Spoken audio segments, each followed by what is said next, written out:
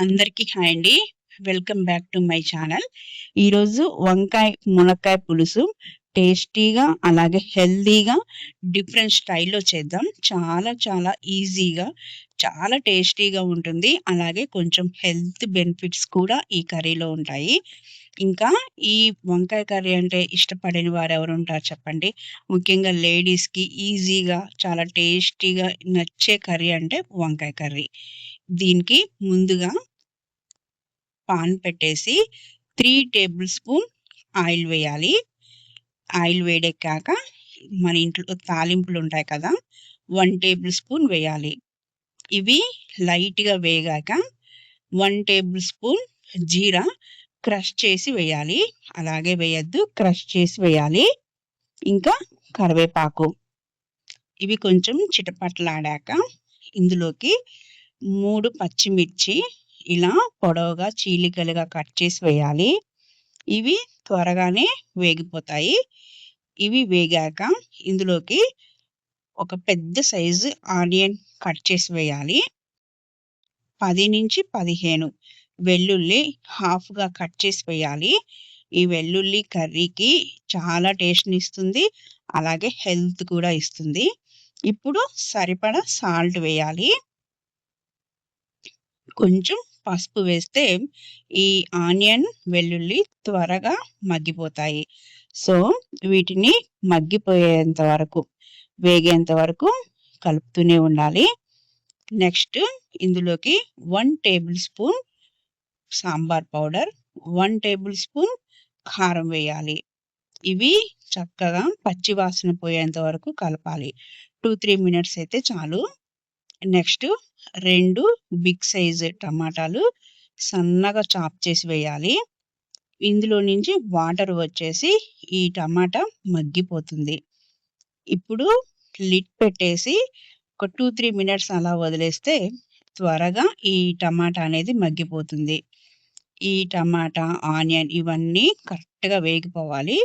ఇప్పుడు ఒక పెద్ద ములక్కాయని ఇలా చిన్న ముక్కలుగా చేసుకొని వేయాలి.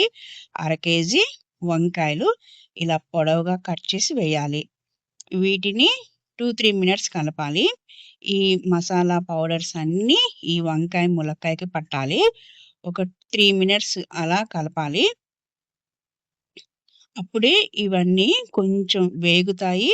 నెక్స్ట్ ఈ ముక్కలకి కరెక్ట్‌గా ఇవన్నీ పడతాయి. ఇలా కలుపుకోవాలి. 2-3 మినిట్స్ కలిపితే చాలు.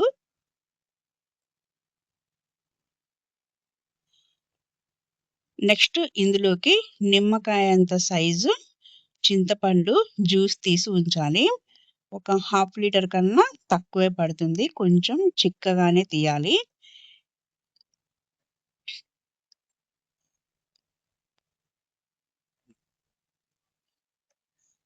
ఈ చింతపండు జ్యూస్ కూడా ఇందులో వేసి చక్కగా అన్నీ కలిపేలాగా అంతా ఈ ముక్కలకి పట్టేలాగా కలపాలి. ఇప్పుడు వీటిని కదపకుండా కర్రీని అలా ఒక 15 మినిట్స్ మూత పెట్టి వదిలేయాలి. కావాలంటే మధ్యలో ఒక్కసారి కలపొచ్చు. కలపకపోయినా నో ప్రాబ్లమ్.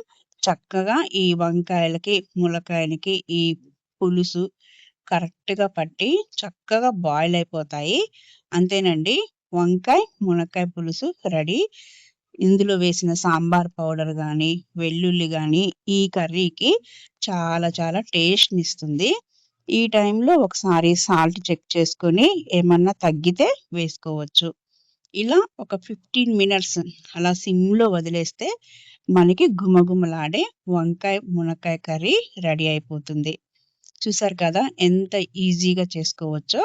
లాస్ట్‌లో కాస్త కొత్తిమీర వేస్తే చాలు.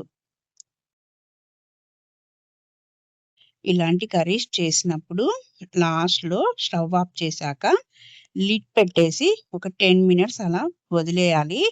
ఇంకా కర్రీ టేస్ట్ ఎన్హాన్స్ అవుతుంది. ఓకే. నా వీడియో మీకు నచ్చినట్లయితే please like, share and subscribe my channel. మరిన్ని వీడియోస్‌తో మళ్ళీ కలుద్దాం. Thank you for watching.